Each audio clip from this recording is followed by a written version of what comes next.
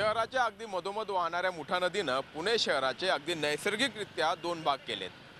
उगमाकडे पाठ करून उभं राहिल्यास माझ्या उजव्या हाताला आहे ते मूळ पुणे, म्हणजेच जुनं पुणे किंवा पेठांचं पुणे. तर या मूळ पुण्याच्या ऐतिहासिक, सामाजिक, राजकीय, सांस्कृतिक अशा विविध पैलूंचा लेखाजोखा आज आपण घेणार आहोत पुणे कुणाचं या कार्यक्रमात.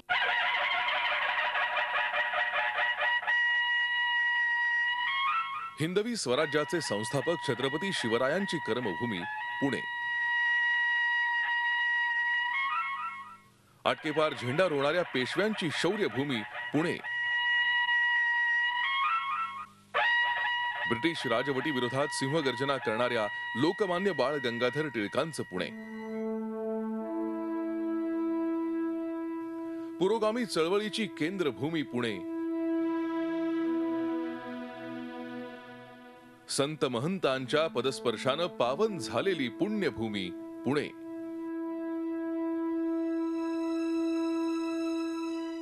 प्राचीनकालीन मठ मंदिरांचं पुणे, महाराष्ट्राची सांस्कृतिक राजधानी पुणे.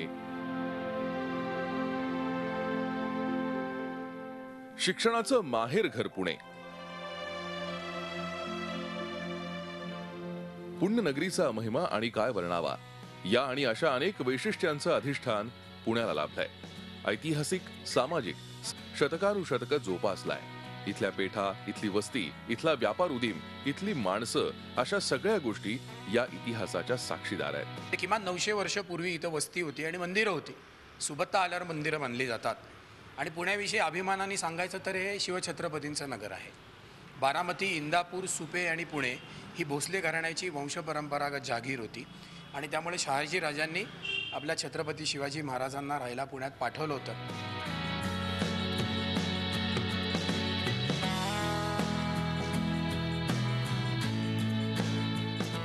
पुणे शहरात अगदी सहज फेरफटका मारला तरी या नगरीचं वैभव सांगणाऱ्या शेकडो गोष्टी दृष्टीस पडतात.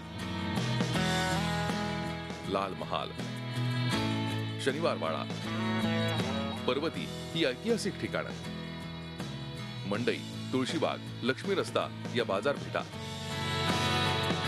केसरीवाडा, फुलेवाडा ही देशवासियांच्या जीवनोद्धाराची स्थानं, शासकीय प्रशासकीय कार्यालय, संरक्षण संस्था ही कारभाराची केंद्र.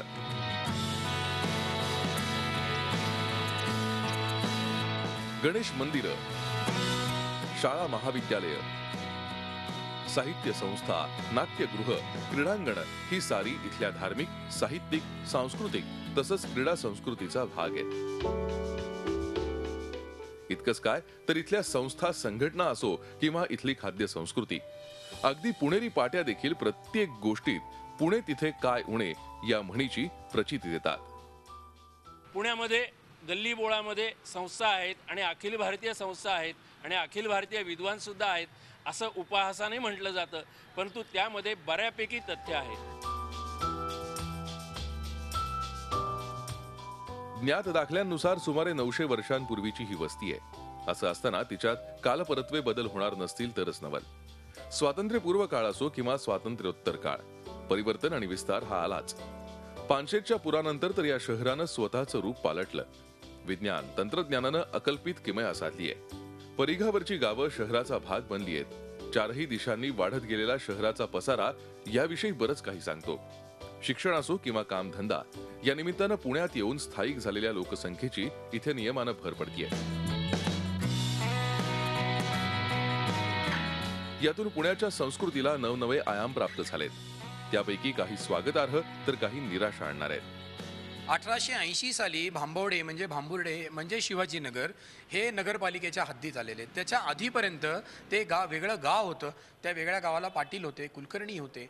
पण गेल्या 35 वर्षात ही वाढ प्रचंड झाली आहे. पुणे शहरामध्ये विविध आजारांनी किंवा विविध रोगांनी ग्रस्त असलेले जे रुग्ण आहेत, म्हणजे समजा डायबिटीस सारखा विषय असेल किंवा अल्झायमर सारखा विषय असेल, तर अशा रुग्णांची सुद्धा संघटना ही पुण्यामध्ये कार्यरत आहे. वाडा ते अपार्टमेंट्स, सोसायटी ते टाउनशिप, मंडई ते मॉल असा हा प्रवास आहे. सायकली गेल्या, मोटरसायकल्स आणि मोटारी आल्या. सण उत्सवांचं स्वरूप बदललंय. इतकंच काय, माणसांचे स्वभाव सुद्धा बदललेत. या सगळ्यात कायम आहे ते फक्त पुण्याचं पुणेरीपण. जे या साऱ्याला स्वतःमध्ये सामावून घेणार आहे. पुण्यात हे बदललं, पुण्यात ते बदललं, आधीचं पुणे कसं होतं, आताचं पुणे कसं झालं, हे सगळं सांगताना काही गोष्टी मात्र नक्कीच अशा आहेत की ज्या होत्या तशाच आहेत. आजही पुण्यातल्या बाजारपेठातली अनेक दुकानं दुपारी 1 ते 4 बंद म्हणजे बंदच असतात. यालाच म्हणतात पुण्याचं पुणेरीपण. आणि म्हणूनच आज सोशल मीडियावर कुठल्याही शहराच्या नावानं प्रसारित होणाऱ्या विनोदांमध्ये पुणेकरांचा उद्धार सर्वाधिक असतो. असो, पुण्याविषयीच्या आणखी काही गोष्टी आपल्याला जाणून घ्यायच्या आहेत एका छोट्याशा ब्रेकनंतर.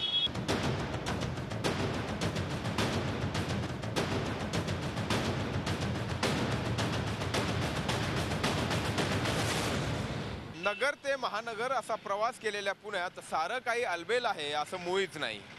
आजही पुण्याचं नाव घेताच अनेकांची नाकं आपसूक मुरडली जातात. अर्थात त्याला कारणही तशीच आहेत. पुणे शहरातल्या असंख्य समस्यांनी ग्रस्त असलेले लोक याची उदाहरणं देतात. आणि म्हणूनच आज अनेक क्षेत्रात नावलौकिक मिळवत असून देखील पुणे अनेक कारणांसाठी अनेक अर्थांनी बदनाम आहे. कुठल्याही शहराचा विकास हा बदलत्या गरजानुरूप घडत असतो. मात्र विकास ही एक प्रक्रिया असते हे लक्षात घ्यावं लागेल. त्यामुळेच या प्रक्रियेतील त्रुटी नानाविध समस्यांना आमंत्रण देणाऱ्या ठरतात.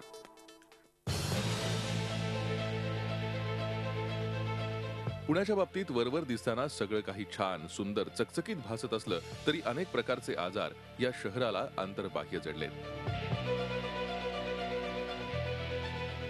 नदीच्या अलीकडचा विचार केला तर खडकवासल्यापासून वडगाव शेरीपर्यंतचा हा विस्तीर्ण भूभाग आहे. हडपसर, कोंढवा, कात्रज ते मध्यवस्तीतील पेठांपर्यंत या अर्ध्या शहराचा पसारा आहे.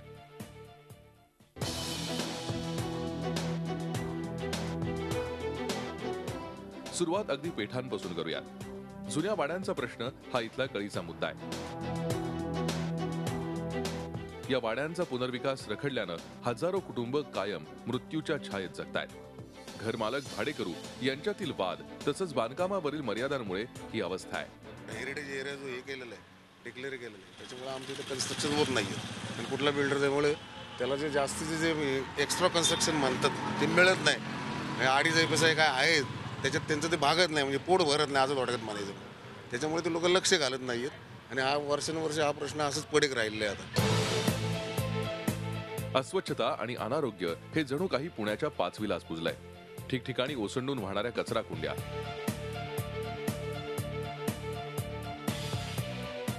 गटार बनलेले ओढे नाले असंख्य आजार घेऊन येतात. डेंग्यू, मलेरिया अशा आजारांमुळे दवाखाने सदैव भरलेले असतात. दिवसाकाठी निर्माण होणाऱ्या सुमारे 1400 टन कचऱ्याची विल्हेवाट कशी लावायची या प्रश्नाचं उत्तर प्रशासनाला कित्येक वर्ष गवसलेलं नाहीये. सर्वत्र बारमाही सुरू असलेली रस्ते खोदाई नागरिकांसाठी त्रासदायक ठरते. शहराच्या अनेक भागांमध्ये पाण्याचा प्रश्न गंभीर आहे. खास करून उपनगरात पाण्याची वितरण व्यवस्था अतिशय ढिसाळ आहे. तर एक भाग असा आहे की ज्या भागाला पाणी पुरवठा व्यवस्थित होतो, तो दुसरा भाग असा आहे की पाणी पुरवठा कायमच विस्कळीत राहिलेला आहे. त्यामुळं पाण्याची समस्या असेल, वाहतुकीची समस्या असेल, या दोन्ही समस्या आहे. या भागात आपण जर बघताल या ठिकाणी भाजी मार्केट आहे. भाजी मार्केट स्थलांतरित करायचं होतं, पण तेही आजही झालेलं नाही. वाहतूक ही पुण्यातली सर्वात गंभीर समस्या. अरुंद रस्ते आणि वाढती वाहनांची संख्या अशी आजची अवस्था आहे. गल्लीबोळ असो किंवा उपनगरांना जोडणारे मोठे रस्ते, सर्वदूर होणारी वाहनांची गर्दी, वाहतूक कोंडी नेमाचीच. शहरात केवळ उड्डाणपूल उभारून प्रश्न सुटत नसल्याचं आता स्पष्ट झालंय. सिंहगड रोड सारख्या भागात तर ते देखील नाही. शहरातील एकमेव सार्वजनिक वाहतूक व्यवस्था असलेल्या पीएमपीची अवस्था भीक नको पण कुत्रावर अशी आहे. अशा वेळी वाहतुकीच्या प्रश्नावर आजवर आश्वासनांशिवाय काहीच पदरात पडलेलं नाही. इथं नेहमी पीक आवरमध्ये म्हणजे सकाळी 9 वाजल्यापासून तर साधारण 12 वाजेपर्यंत खूप ट्रॅफिक असतं. हे साधारण एक 4 किलोमीटरच्या अंतराला अर्धा पाऊण तास निघून जातो. क्रीडा संस्कृतीचा टेंभा मिरवणाऱ्या शहरात पुरेशी खेळण्यासाठी मैदानं नाही. केवळ भूखंड घशात घालण्याचं काम सुरू आहे. शहरात झोपडपट्ट्या दिवसागणिक वाढत चालल्या आहेत. झोपडपट्टी पुनर्वसनाची गती कासवाच्या गतीपेक्षाही मंद आहे. सर्वत्र दिसून येणारी अतिक्रमणं तसंच उपनगरांमधील अनधिकृत बांधकामं थांबायला तयार नाहीत. पर्यावरण रक्षण हा केवळ चर्चेचा विषय ठरतोय.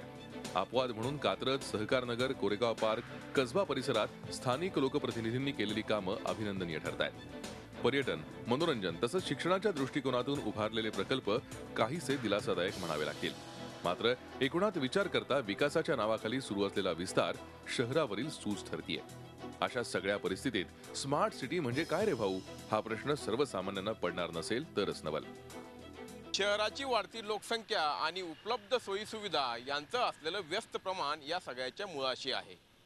शहराच्या राजकारणाशी त्याचा थेट संबंध आहे आणि म्हणूनच येत्या महापालिका निवडणुकीच्या पार्श्वभूमीवर या राजकारणाचा वेध घेऊयात एका छोट्याशा ब्रेक नंतर.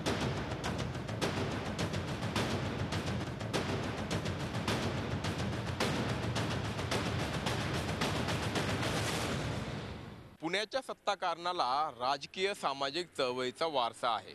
मात्र अलीकडच्या काळात या राजकारणाचं स्वरूप आणि उद्देश दोन्ही बदललंय. त्याचवेळी देशातील वातावरण सध्या राजकीयदृष्ट्या ढवळून निघतंय. अशा परिस्थितीत पुण्यातल्या सत्ताधाऱ्यांना धक्का देण्यासाठी विरोधक देखील तितक्याच ताकदीनं सज्ज आहेत.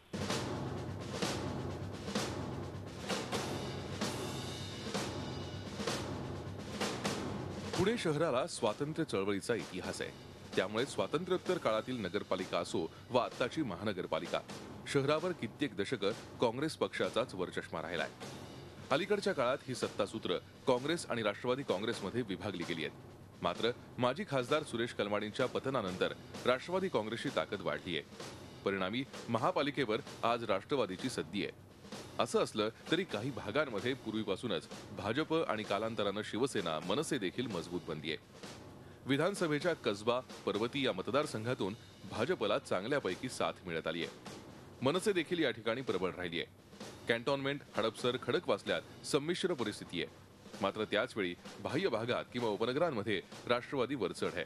या पार्श्वभूमीवर महापालिकेची आगामी निवडणूक महिन्याभरावर येऊन ठेपली आहे. अशा वेळी पुण्याच्या राजकारणाची पार्श्वभूमी काही असली तरी आज परिस्थिती निश्चितच बदलली आहे. तर महापालिकेच्या निवडणुकीतलं चित्र, राजकीय चित्र बघायला गेलं तर भाजप विरुद्ध इतर सर्व असंच आत्ताचं तरी चित्र वाटतं. यावेळी महापालिकेच्या 41 प्रभागांमध्ये 162 जागांसाठी निवडणूक होतीये. त्यापैकी 25 प्रभाग म्हणजे सुमारे 100 उमेदवार हे जुन्या तसंच दक्षिण पूर्व भागातून निवडले जाणार आहेत. निवडणुकीसाठीची प्रभाग रचना बदलली आहे. लोकसभा तसंच विधानसभा निवडणुकीत पुणेकरांनी भाजपच्या पारड्यात 100% यश टाकलंय.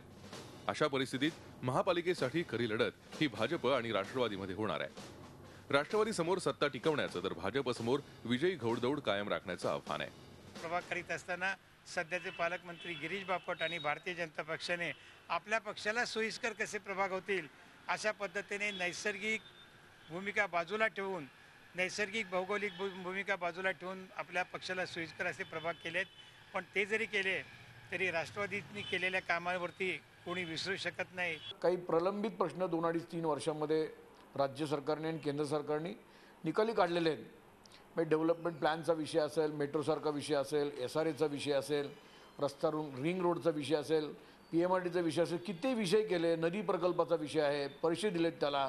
असे अनेक विषय 2.5-3 वर्षात मार्गी लागल्यामुळे मला असं वाटतं की चांगला विश्वास हा मतदारांमध्ये झाला आहे आणि त्यामुळेच पुणे शहरामध्ये भारतीय जनता पार्टीची सत्ता महानगरपालिकेत नक्की येणार आहे. या निवडणुकीत खरी कसोटी आहे ती काँग्रेस आणि मनसेची. गेल्या वेळी मनसे हा दुसऱ्या क्रमांकाचा पक्ष होता तर काँग्रेस केवळ एका जागेनं मागे होता. यावेळी हे दोन्ही पक्ष काहीसे पिचलेल्या अवस्थेत आहेत. पक्षांतर्गत बंडाळी तसंच नगरसेवकांच्या गळतीनं त्यांना ग्रासलंय. अर्थात गळतीची लागण राष्ट्रवादीला देखील झालेली आहे. मनसे आणि राष्ट्रवादीतील अनेक आजी माजी नगरसेवक भाजपमध्ये प्रवेशकर्ते झालेत.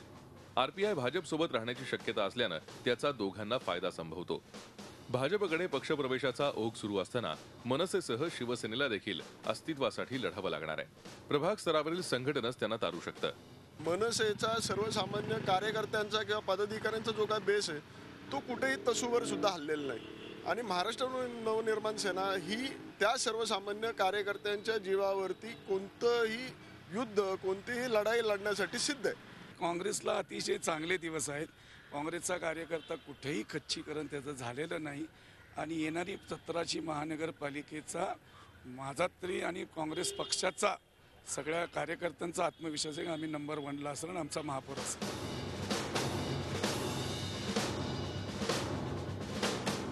पुण्याचे प्रलंबित प्रश्न तसंच भोवतालचं राजकीय वातावरण यावर निवडणुकीचं भवितव्य अवलंबून आहे। ओघानच पुण्यातील राजकीय पक्षांचं आणि पुणेकरांचं भवितव्य त्यात दडलेलं आहे। त्यासाठी राजकीय पक्ष आणि त्यांचे नेते यांची प्रतिष्ठा पणाला लागणार आहे। सुज्ञ पुणेकर कुणाला कौल देणार हे फेब्रुवारीमध्ये कळेलच आणि कुणा एकाला बहुमत मिळालं नाही तर राजकारणातील नवनवीन पॅटर्नचा अनुभव पुणेकरांना आहेच। व्हिडिओ जर्नलिस्ट प्रदीप खेंगरेसह अरुण मेहत्रे, झी मीडिया, पुणे।